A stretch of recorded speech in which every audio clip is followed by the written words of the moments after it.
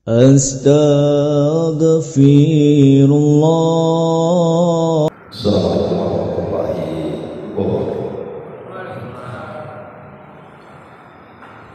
Bismillahirrahmanirrahim. Wassalatu wassalamu ala Rasulillah wa ala alihi wa sahbihi wa mawala wa la hawla wa la quwwata illa billahi wa ba'd. Alhamdulillah, segala puja dan puji hanya milik Allah Subhanahu wa ta'ala. Sallallahu alaihi wasallam dari kepada Rasul kita Nabi besar Muhammad sallallahu alaihi wa ala alihi wasallam.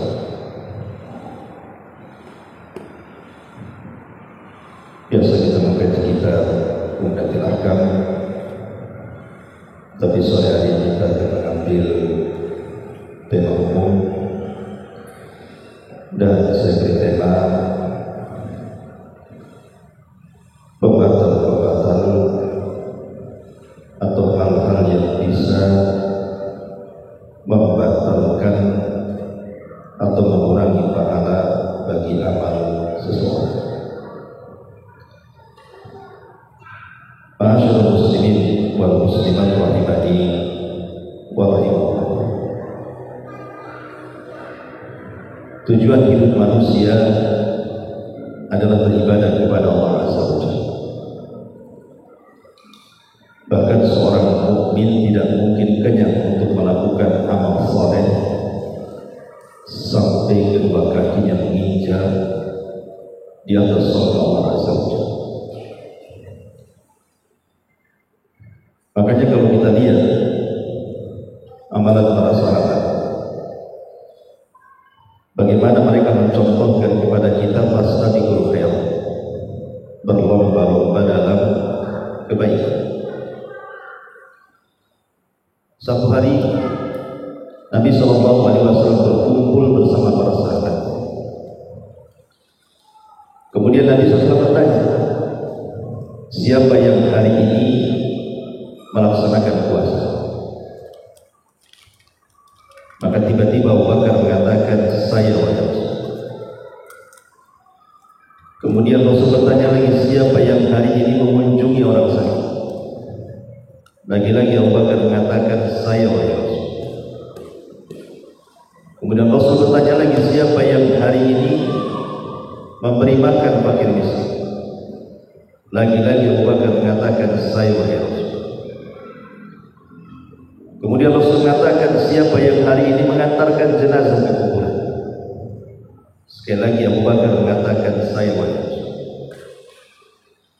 Maka Nabi SAW mengatakan, tidaklah perkara-perkara ini terkumpul pada seseorang dalam satu waktu kecuali wajibat lahul jannah, maka wajib dia masuk surga. Syahidnya di sini adalah bagaimana Abu Bakar Siddiq radhiyallahu anhu memborong banyak amalan dalam satu hari. Itulah makna daripada firman Allah Subhanahu wa taala, fa idza faragta famsah wa ila rabbika farghab. Fa idza faragta, kalau engkau selesai melaksanakan sebuah amal ibadah, famsah, lakukan amal yang lain. Jangan sampai ada istirahat itu maksudnya. Karena tujuan hidup manusia itu hanya mengumpulkan pahala, tidak lebih daripada itu. Tujuan kita kan hanya itu saja. Kita banyak ibadah itu supaya banyak pahala. Masalahnya ada perkara-perkara yang sadar ataupun tidak disadari. Amalan-amalan ini bisa membatalkan ibadah yang lain atau mengurangi pahala ibadah yang lain. Ini yang kita khawatirkan. Di sini sudah rangkum sekitar 30 perkara yang bisa membatalkan atau mengurangi pahala seorang hamba di hadapan Allah Subhanahu wa taala. Apa saja dari 30 perkara itu? Yang pertama, ar-riddatu bil kufri kufri wasyirk. Seseorang tanpa sadar keluar dari Islam karena melakukan kekufuran dan kesyirikan. Di dalam Al-Quran Allah Subhanahu wa ta'ala mengatakan, la in asyrakta la yahbatanna 'amaluka wa la takunanna minal khasirin. Kalau engkau melakukan kesyirikan wahai Muhammad, habis amalan dan engkau termasuk orang yang merugi. Kalau Nabi SAW diancam oleh Allah, kalau Nabi melakukan kesyirikan, habis semua amalan Nabi.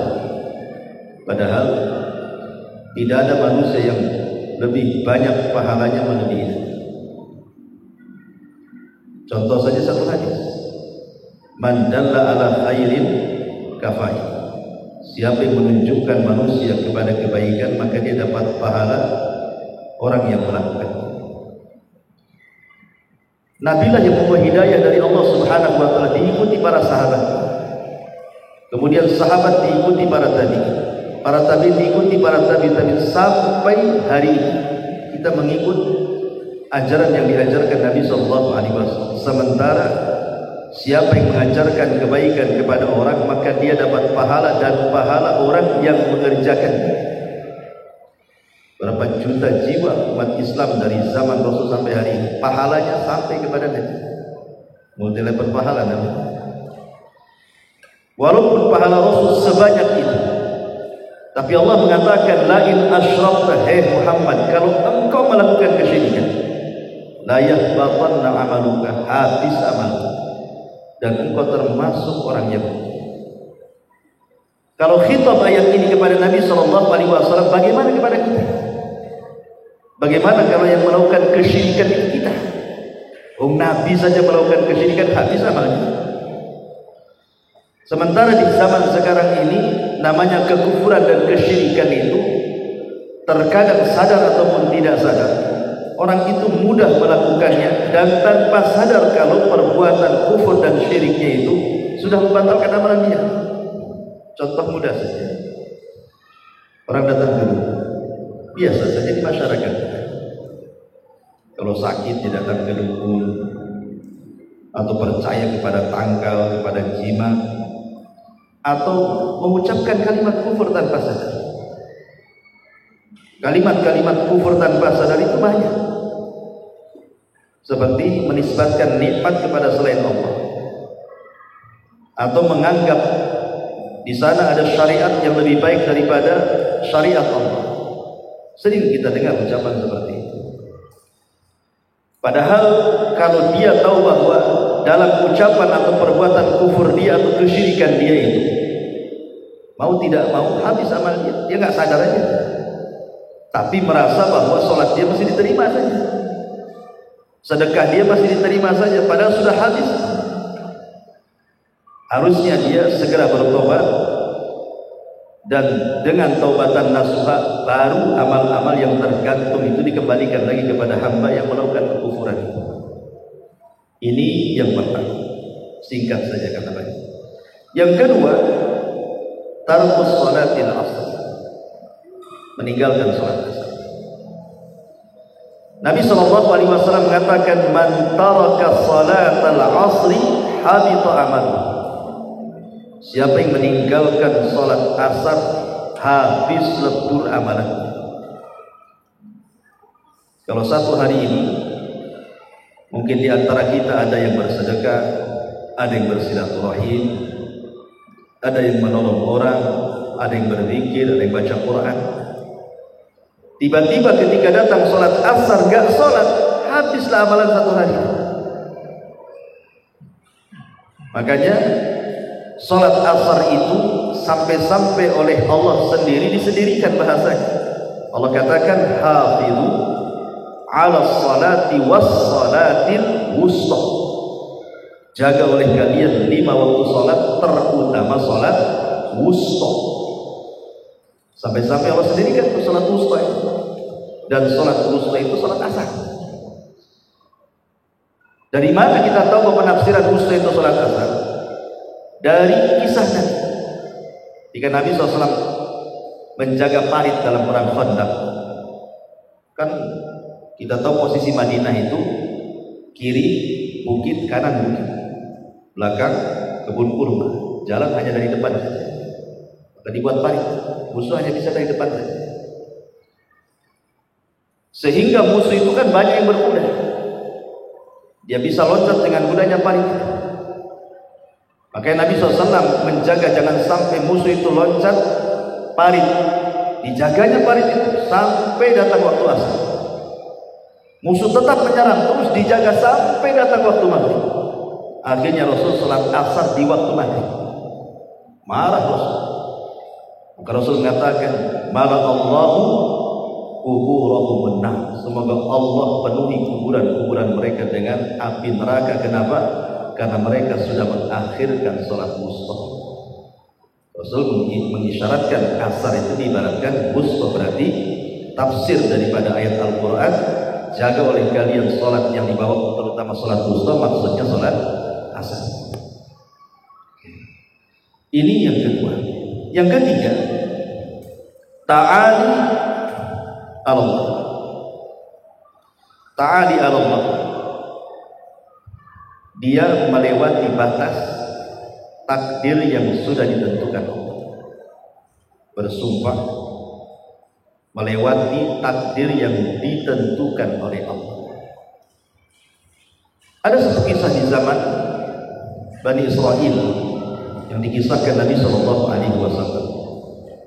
dari hadis Jundub bin Abdullah radhiyallahu anhu.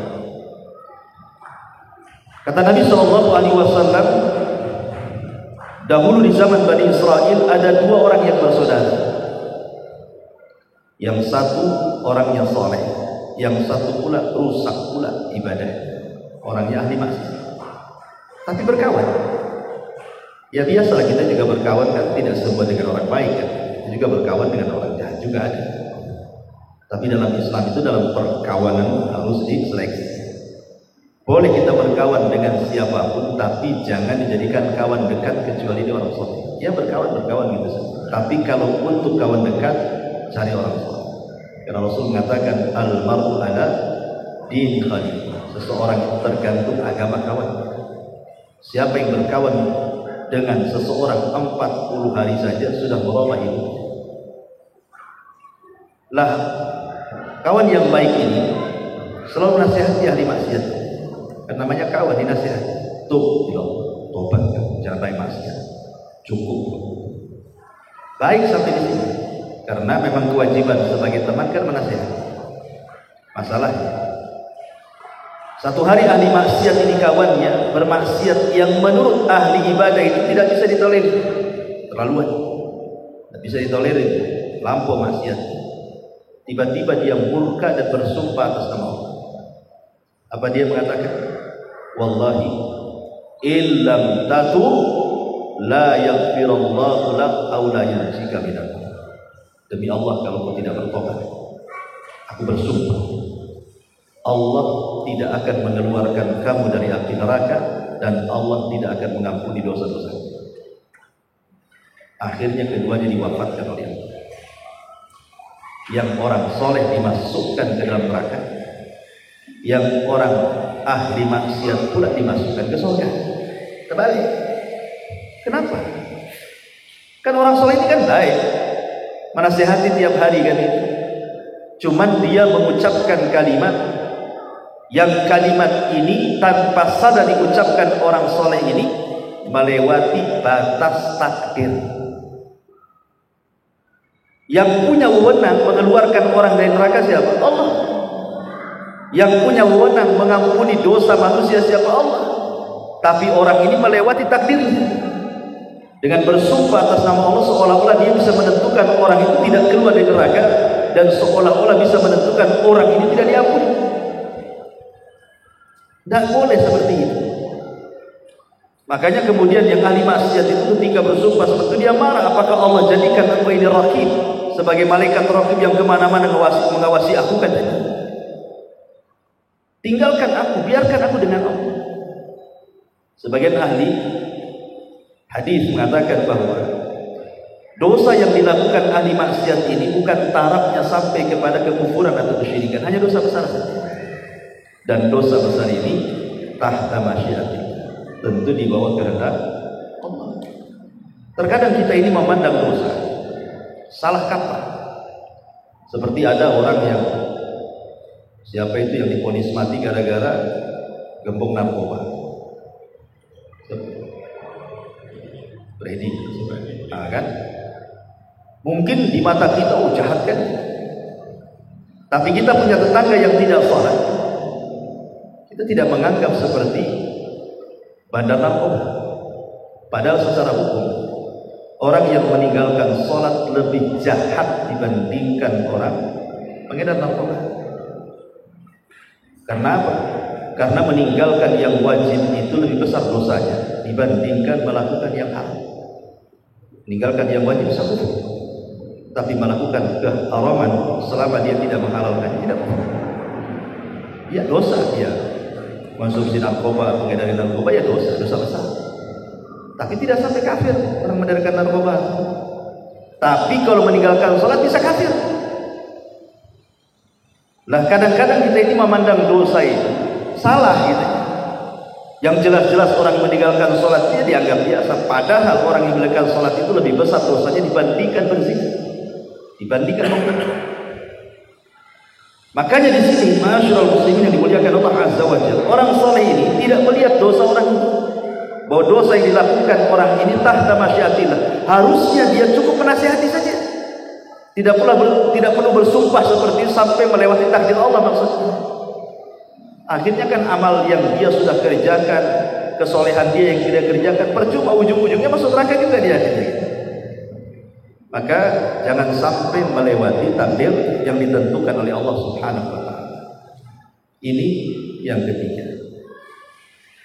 Kemudian yang keempat, raf'us sauti fauqa sautin Nabi sallallahu alaihi wasallam.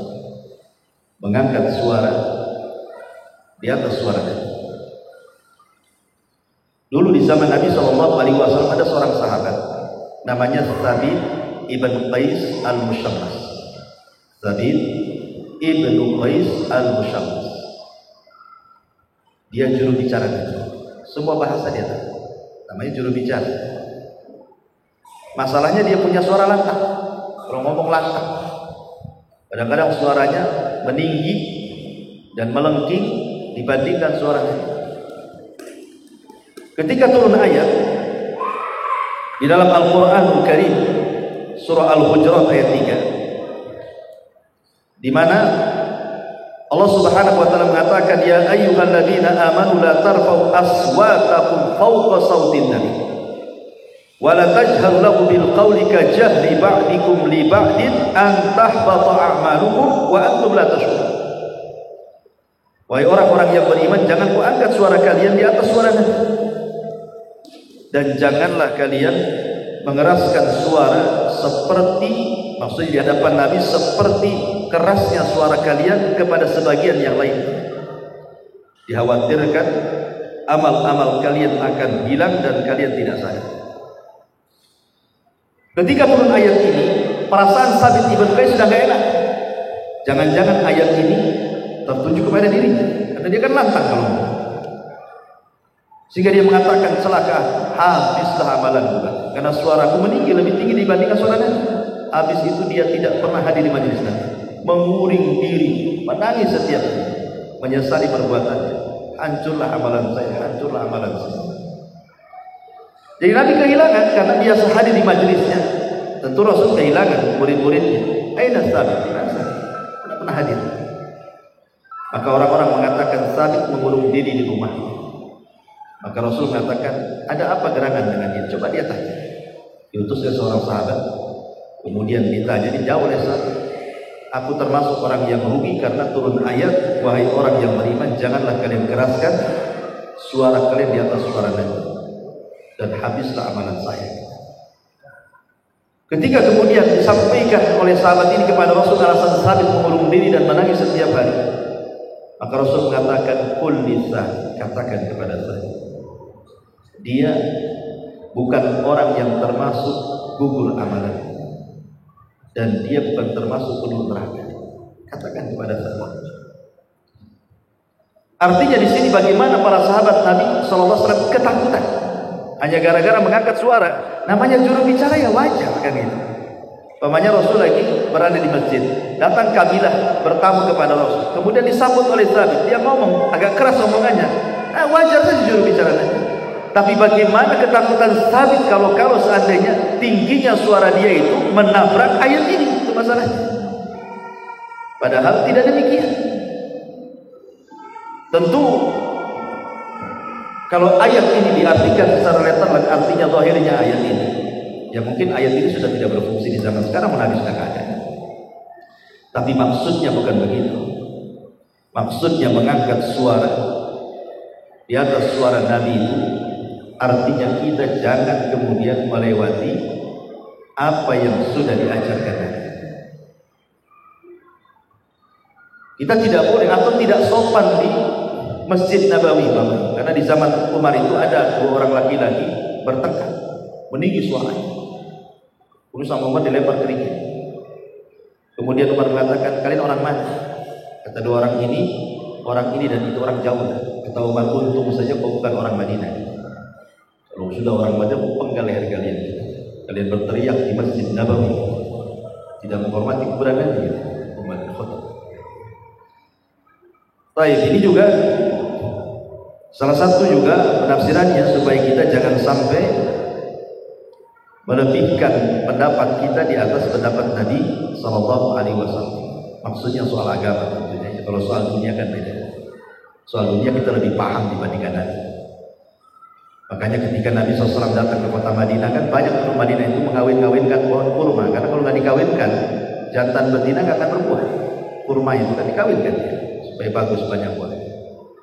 Tapi Nabi memandang kesibukan mereka ini melalaikan dari ibadah. Kata Rasul, tinggalkan. Akan ditinggalkan, nggak dikawin-kawinkan. Akhirnya panen tahun depan, Rasul. Mereka kemudian mengeluh kepada Rasul. Maka Rasul mengatakan, ya kalau begitu ya sudah, sibukkan kembali dengan mengawinkan kurma-kurma kalian. Antum a'lam bi umuri dunia. Kalian lebih paham tentang perkara dunia kalian. Kalau urusan dunia silakan saja. Tapi kalau urusan akhirat, ya tentu kita tidak bisa apa-apa kecuali hanya mengikut Al-Quran dan Sunnah. Kemudian yang kelima, at-takdzib bil qadar, mendustakan takdir. Qala Abdullah ibn Umar radhiyallahu anhu, fa idza laqita ulaika fa akhbirhum anni bari'un minhum wa ana bara'un minhum walladhi ahlifu bihi law anna li ahadihim mithla jabali uhudin dhahaban fa anfaqahu ma qabila Allahu minhu hatta yu'mina bil qadar. Kata itu Umar radhiyallahu anhu, apabila engkau berjumpa dengan mereka, kabarkan kepada mereka, saya berlepas diri dari mereka dan mereka pun berlepas diri dari saya. Dan saya bersumpah, kalau seandainya salah seorang di antara mereka memiliki gunung berupa emas, kemudian diinfakkan, Allah tidak akan menerimanya sampai dia beriman dengan takdir. Kenapa Ibnu Umar sampai ngomong begini?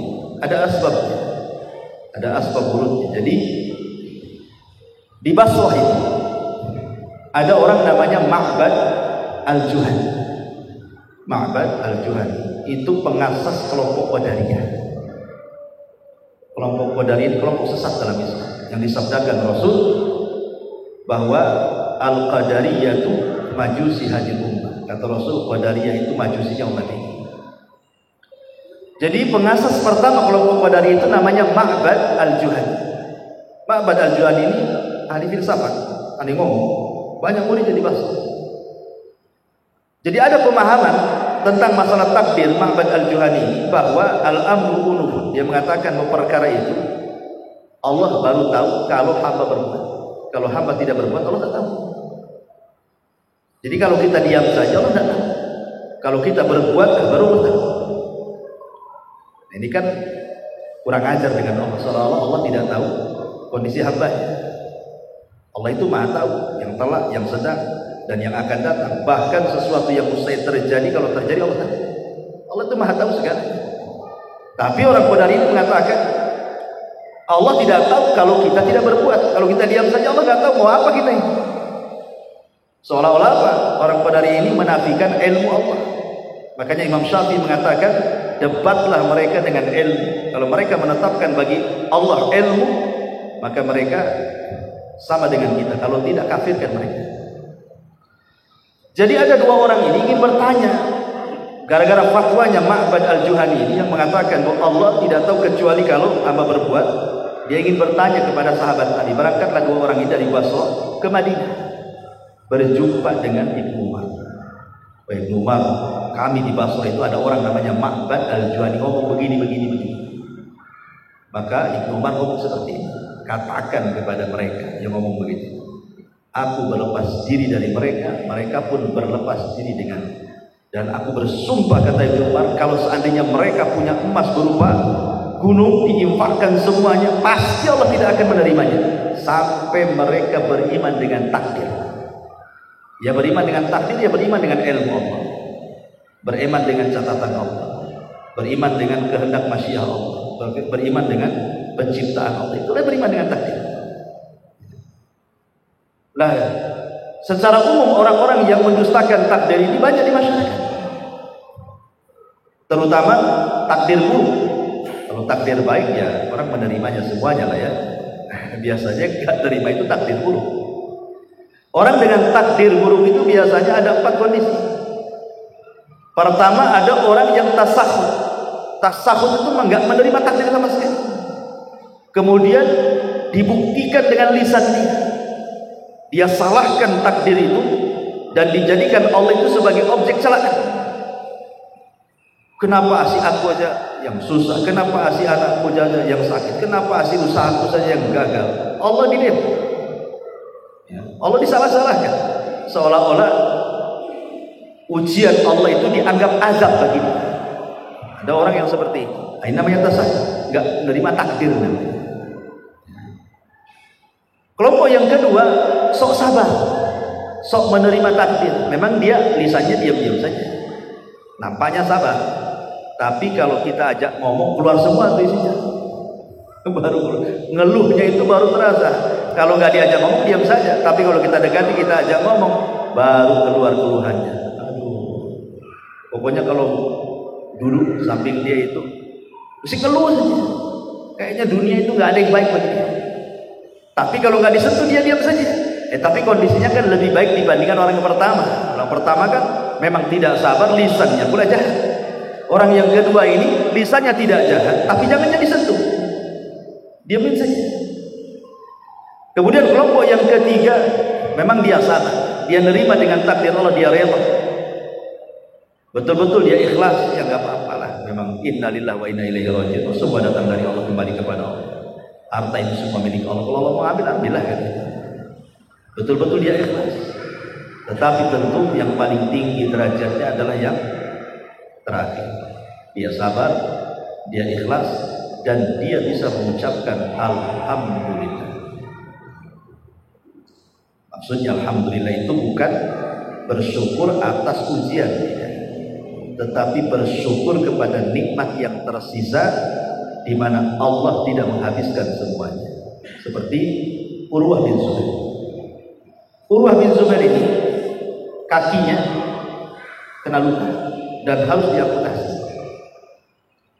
Sementara di zaman itu tidak ada obat bius, terpaksa harus minum khamar kan, supaya mengurangi sakit. Maka Urwah mengatakan, kamu tidak perlu menawarkan khamar wahai Tuhan. Kalau seandainya aku minum khamar itu, kemudian kau amputasi kakiku, kemudian aku mati, bersama dengan mati di atas khamar namanya.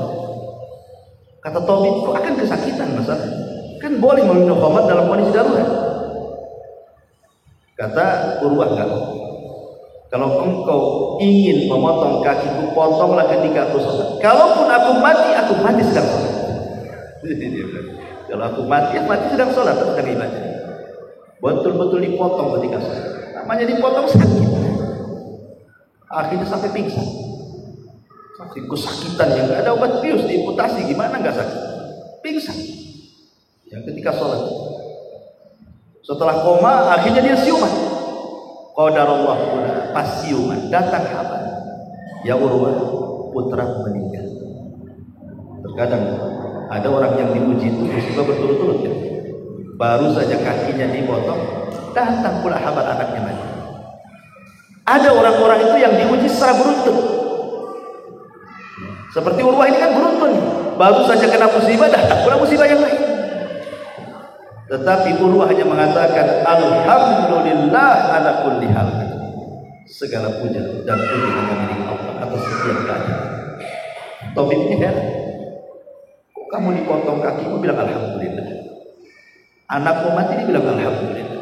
Kata Urwah, ya, Allah telah berikan 4 anggota badan, 2 tangan 2 kaki, yang diamputasikan cuma 1, masih ada 3 lagi gitu. Jadi dia ingat yang 3-nya, tidak ingat yang 1-nya. Anakku 4. Kalau seandainya mati 1 tinggal 3, masih ada 3 gitu kan. Dia bisa bersyukur dengan keadaan yang ada. Dia tidak mengingat dengan yang sudah nggak ada gitu maksudnya. Lah ini kan sahabat tingkat tinggi yang seperti ini. Hanya orang-orang tertentu yang bisa menghadapi musibah seperti ini. Ya, makanya hal-hal yang bisa menggugurkan amalan adalah mendustakan takdir Allah. Kemudian yang kedua, al-zulm, kezaliman. Ingat, kezaliman itu bisa mengkikis pahala kita. Makanya hadis yang sering saya sampaikan, hadis muflis, hadis bangkrut. Rasul bertanya di hadapan para sahabat, tahu nggak orang bangkrut itu kayak apa? Ya sahabat polos saja lah, ya orang bangkrut itu orang yang belum tikar, nggak punya uang, usahanya habis, itulah bangkrut. Tapi Rasul mengatakan, bukan itu maksud saya, kata Rasul. Tetapi orang bangkrut itu orang yang menghadap Allah, satu sisi membawa pahala sholat, membawa pahala puasa, membawa pahala zakat, membawa pahala sedekah, membawa pahala ibadah, tapi sisi lain dia mencaci maki fulan, menghina si fulan, meneteskan darah si fulan, mengambil harta si fulan, dan begitu seterusnya. Maka nanti di kantor orang yang didolimi akan menghadap kepada orang yang mendolimi, terjadilah barter pahala dan dosa di situ. Jadi zalim bisa mengurangi bahkan menggugurkan amalan. Kemudian yang nomor 7, al-jur'atu ala intikahil haram fil falaq. Seseorang terlalu berani merobek kehormatan Allah saat dia bersendiri. Dan ini paling banyak dosa yang dilakukan tidak terang-terangan hari ini dibandingkan dengan cara ya, dengan handphone lah, dengan apa lagi ya. Kalau dulu orang kita masih kecil-kecil mungkin melihat aurat, pengen melihat perempuan buka aurat, ya mungkin ngintip kan gitu ya, sungai-sungai tengok perempuan mandi gitu ya, orang-orang desa gitu. Sekarang nggak perlu beli pulsa, masuk ke internet, semua ada di sini, semua ada. Bahkan terkadang kita ini nggak malu-malu juga di samping kiri kanan, karena orang sibuk dengan handphonenya masing-masing. Dia nonton apa terserah dia, aku nonton ini terserah saya kan gitu. Bisa loh di keramaian dia dosa dengan dosa sendiri dia dengan Allah Subhanahu Wa Taala. Padahal berada di keramaian, kok bisa dia maksiat sendirian dengan Allah? Kalau dulu kan malu maksiat itu dia sembunyi-sembunyi. Makanya Nabi SAW mengatakan nanti pada hari kiamat ada orang menghadap kepada Allah itu membawa pahala sebesar gunung Tihama. Gunung Tihama itu gunung lebih kecil daripada gunung Uhud. Kata Rasul, nanti pada hari kiamat ada orang yang membawa pahala sebesar gunung Tihama. Tetapi faja'ala Allah haba'an mansura. Allah jadikan amal segunung Tihama itu Allah leburkan habis. Kemudian para sahabat bertanya, kok bisa? Maka Nabi SAW menjawab dan mengatakan, ketika ditanya siflana, sifatkan mereka wahai Rasul, siapa orang itu? Maka Rasul mengatakan, annahum idza khalau bi maharimillahi intahaquha. Kata Rasul, mereka orang-orang yang apabila sedang bersendirian, mereka pun merobek kehormatan Allah Azza wa Jalla. Maka dosa yang tidak tahu hanya dia dengan Allah itu bahaya, karena menghabiskan amalan kita. Sholat yang kita sudah lakukan, puasa, sedekah, baca Quran, habis loh gara-gara maksiat sendirian dia dengan Allah. Naudzubillah. Makanya kata para ulama, Kalau satu hari ini kita melakukan dosa yang bersendirian antara kita, tidak ada yang tahu kecuali kita dengan Allah saja, maka buatlah amalan yang bersendirian juga, yang hanya Allah dengan kita yang tahu. Begitu caranya, supaya amalan kita tidak hilang. Kasih balance. Kalau tidak balance, habis amalan kita. Kalau dalam satu hari 3 kali kita ini bermaksiat, tidak ada yang tahu kecuali dengan Allah, buat juga amalan yang orang tidak tahu kecuali dia dengan Allah saja, supaya jangan habis amalan. Dan itu bisa kita lakukan, gampang lah. Pokoknya sholat sunnah gampang, ada orang di masjid sholat sunnah sendiri, siapa yang tahu? Atau Anda sedang duduk, Anda berzikir sendiri, siapa yang tahu Anda sedang zikir? Bisa saja kan. Jadi ini juga bahaya. Yang bisa menggugurkan amalan itu adalah orang yang bermaksiat saat kesendirian. Kemudian yang nomor 8, ar-riya. Riya, ma'ruf riya. Sudah jelas, sudah jelas. Orang yang beramal karena manusia, orang yang beramal ingin dipuji manusia, ingin didengar manusia, itu sudah jelas akan menggugurkan amalan yang dia amalkan. Tentu yang dimaksud amalan yang dikerjakan dia, tidak semuanya. Umpamanya dalam satu hari sholat 5 waktu, duhur ikhlas, asar ikhlas, maghrib ikhlas, isya pula riya, ya isyanya saja yang hilang. Ya, kalau yang lainnya yang enggak, karena kan yang menggugurkan amalan itu ibadah yang ketempeli riya saja.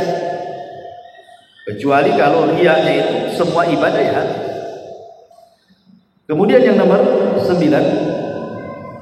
al-man bis-shadaqah, menyebut-nyebut dalam pemberian sedekah. Allah Subhanahu wa taala mengatakan, ya ayyuhalladzina amanu la tubtilu shadaqatikum bil manni wal adha. Wahai orang-orang yang beriman, jangan kalian batalkan sedekah-sedekah kalian dengan cara al-man, menyebut-nyebut pemberian, wal adha, ataupun menyakiti orang yang kita beri. Makanya kenapa Allah mengatakan dalam ayat yang lain, qaulun ma'rufun khairun min sadaqatin yatba'uha adha. Ucapan yang indah, ucapan yang santun itu lebih baik daripada sedekah tapi nyakiti orang. Kalau kita tidak bisa memberi sesuatu kepada orang, minimalnya kita bisa mengucapkan kalimat santun. Itu paling tidak, karena sedekah kan tidak mesti uang. Sedekah itu tidak mesti uang. Salah satunya kalimat yang baik itu bagian daripada sedekah kan. Walaupun konotasinya kalau dibilang sedekah pasti dengan uang. Tapi di sini, di antara amalan yang bisa membatalkan pahala-pahala kita, terutama pahala sedekah kita, adalah menyebut-nyebut. Dan terkadang menyebut-nyebut itu boleh jadi dalam rangka riya atau dalam rangka menyakiti. Cuma 2 saja, riya atau menyakiti. Dan itu banyak di masyarakat lain seperti itu. Kadang-kadang nyumbang masjid gitu. Sebenarnya sih ikhlas-ikhlas saja dia. Tapi ketika berkunjung ke masjid ini, dia teringat sumbangannya. Nah itu nanti yang itu saya lebih bangun. Yang sebelah sana saya juga. Yang sebelah sana. Padahal nggak ditanya. Ya. Kenapa mesti disebut-sebut? Batal lah amalan yang sudah. Mungkin boleh jadi dia nyumbang itu 10 tahun yang silam. Gara-gara ngomong gitu, bayangkan. Amalan yang sudah 10 tahun hilang pula sama dia. Atau karena memang sakit hati. Mungkin ketika dia susah kita bantu. Ketika dia sudah senang, dia tak bantu kita pula. Mulai kita gitu ya kan. Dulu kau si gembel aku bantu, sekarang aku lagi susah, kau tak mau bantu. Kan tidak sadar itu. Kalimat-kalimat seperti itu kan tidak sadar itu. Sebenarnya dia sedang mungkin pemberian kan. Makanya ketika Bilal ibn Rabah radhiyallahu, dia berhenti jadi muadzin karena tidak kuat menyebut nama Nabi setelah kematian. Setiap dia mengucapkan asyhadu anna Muhammadar Rasul, berhenti nangis sampai dia tidak bisa melanjutkan azan. Akhirnya dia resign, tidak mau jadi muadzin lagi. Tak tahan dia dengan ucapan, kalau disebut nama Nabi dia menangis, teringat dengan kematian. Jadi Abu Bakar menolak kalau Bilal ini resign dari muadzin, karena dia mau hijrah ke Syam, ingin berjihad, ingin melupakan Nabi gitu. jangan di Madinah karena terikat terus dengan Nabi. Tapi Abu Bakar tidak terima. Jangan. Aku tidak izinkan kau keluar dari Madinah. Maka apa kata Bilal? Kalau memang tujuan kamu memerdekakan aku untukmu, aku tidak akan keluar dari Madinah. Tapi kalau tujuan memerdekakan aku itu karena Allah, biarkan aku hijrah. Biarkan aku hijrah. Kata Abu Bakar, tidak, tak tukar di wajib. Aku memerdekakan kamu karena Allah. Pergilah kau hijrah. Jadi jihad di Syam. Dan dia jadi wajib. Lihat perkataan Bilal kan di sini. Tujuan kamu itu memerdekakan siapa? Kalau untukmu, ya berarti aku milik. Walakku, loyalitasku aku berikan karena kau yang memerdekakan aku. Aku siap jadi wajib terus. Tapi kalau engkau memerdekakan diriku karena Allah, biarkan aku hijrah. Kata Abu Bakar, tidak. Aku memerdekakan kamu karena Allah. Silakan hijrah. Lihat bagaimana keikhlasan Abu Bakar Siddiq radhiyallahu dan bagaimana Bilal mengingatkan soal itu. Kemudian yang nomor 11, nomor 10, manidda'a ila ghairi abi. Siapa yang mengklaim menasabkan diri kepada yang bukan keturunan. Ini banyak di zaman sekarang lagi viral masalah Habib, ya kan, masalah habaib gitu ya, dipermasalahkan pula. Suruh tes DNA lah macam-macam gitu ya. Kita tidak masuk ke ranah yang viral-viral, tapi yang ingin saya jelaskan di sini, menentukan seseorang itu keturunan si fulan atau si Allah, itu kan sesuatu yang sulit. Apalagi Nabi sampai kepada kita ini jalurnya jauh. Walaupun ada namanya Rabithah Al-Alawi atau apalah istilahnya kan. Bahkan yang sekarang sentral itu ada jual beli nasab pula kan. Lah kalau memang terjadi jual, saya sebenarnya sudah dengar waktu saya di Yaman. Waktu saya di Yaman itu di Hadrul Maut itu ada orang yang jual beli nasab. Jadi kalau nasabnya ingin dihubung-hubungkan sampai kepada Hasan atau Husain atau kepada Fatimah itu sampai kepada Rasulullah, itu beli. Saya sudah dengar itu waktu saya di Yaman. Rupanya sekarang muncul pula jadi viral. Kalau memang itu yang kita lakukan, maka dari segi hukum masuk pada hadis ini. Apa kata Nabi Sallallahu Alaihi Wasallam? Nabi SAW mengatakan, manidda ila ghairi abihi awil tama ila ghairi mawalihi fa'alaihi laknatullahi wal malaikati wan nasi ajmain.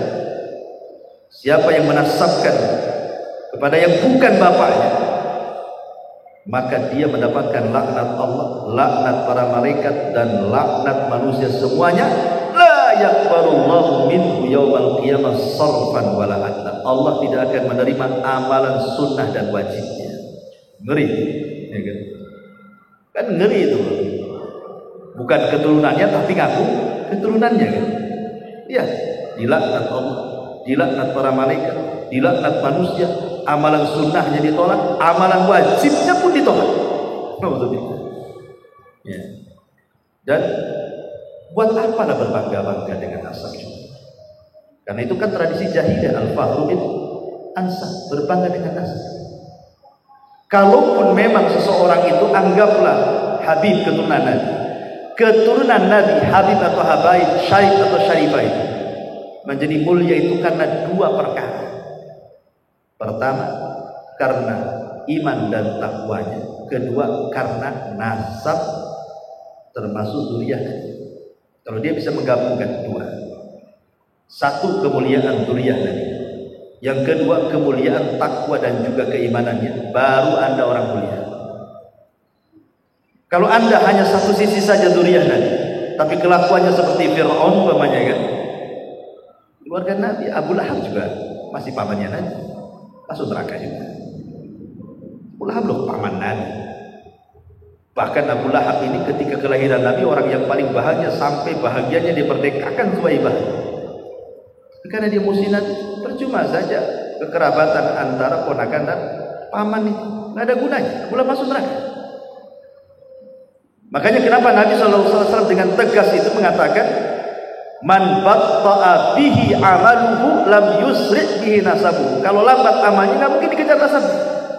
Karena nanti pada hari kiamat itu fala ansaba yauma idzin bainahum. Tidak akan ada nasab di antara mereka. Yang menyelamatkan mereka bukan nasab tetapi amalnya. Makanya Rasul mengatakan kepada Fatimah, "Ya Fatimah binta Muhammadin, salini ma syi'ti, la ugni anki minallahi syai'an." Fatimah putri Muhammad, minta dari dunia sesukamu. Tapi kalau urusan akhirat aku tidak bisa menyelamatkan kamu. Itu ucapan Nabi sama Fatimah, anaknya sendiri. Yang bisa menyelamatkan itu amalan dia. Itu kalau ucapan Nabi kepada Fatimah itu putrinya seperti itu, bagaimana dengan kita? Bagaimana yang jauh nasabnya gitu. Makanya hati-hati. Ya kita kalau ketemu Habib dan betul-betul lihat Nabi, kita hormati. Memuliakan ahli bait termasuk ibadah. Kita muliakan, tetapi kita hanya memuliakan sebagaimana yang Islam sudah dudukan bagaimana cara memuliakan mereka. Tidak perlu hulu ekstrim dalam memuliakan mereka. Ma'asyiral muslimin yang dimuliakan Allah Azza wa Jalla. Kemudian yang nomor 11, Ityan al-Arrafi, datang ke dukun. Datang ke dukun bisa menggugurkan amal. Kemudian juga yang selanjutnya yang nomor 12, al-bid'ah, perbuatan bid'ah dalam agama. Kata Nabi SAW, "Man amila amalan laisa alaihi amruna fahuwa." Siapa yang melakukan sebuah amalan yang tidak dicontohkan, ditolak. Gugur amalan, percuma, lelah letih, capek-capek. Amilatun nasibah tasla naran hamiyah. Udah lelah letih, ujung-ujungnya masuk neraka, kata Allah. Sebagian ulama tafsir ada yang mentafsirkan ayat ini turun kepada Khawarij. Khawarij itu baca Qur'annya lebih hebat dibandingkan kita. Bahkan yang membunuh Ali Abdurrahman ibn Mulzam itu penghafal Quran. Khawarij. Bahkan para pendemo pemberontak Utsman bin Affan itu mengalungkan Al-Quran di lehernya dan mengatakan sesungguhnya ini maksudnya Al-Quran memerintahkan kami untuk membunuhmu karena Al-Quran, membunuh Utsman karena Quran. Orang-orang Khawarij, ibadah mereka lebih hebat dibandingkan kita, puasa mereka lebih hebat dibandingkan puasa kita, baca Quran mereka lebih hebat dibandingkan kita, tapi mereka baca Quran tidak sampai di tenggorokan. Makanya bid'ah ini bisa mengukurkan amal. Rasul ketika menyebutkan Khawarij termasuk ahli bid'ah, mereka keluar dari Islam seperti anak panah melesat dari musuhnya.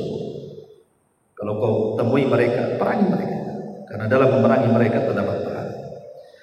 Kemudian yang 13, hamba sahaya yang lari dari tuannya. Mungkin ini nggak ada lah, budak di zaman sekarang kita lewat.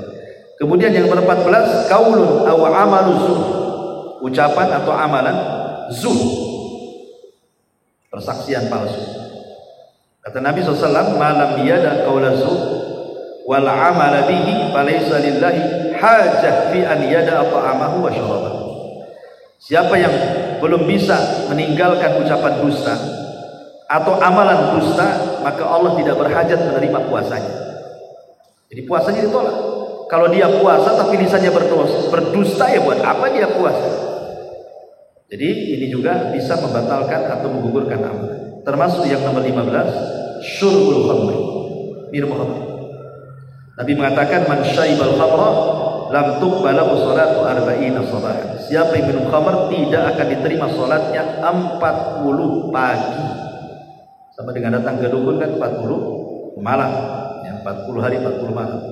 Dan minum khamr juga sama, salatnya dia akan diterima arba'ina sabahan, 40 pagi.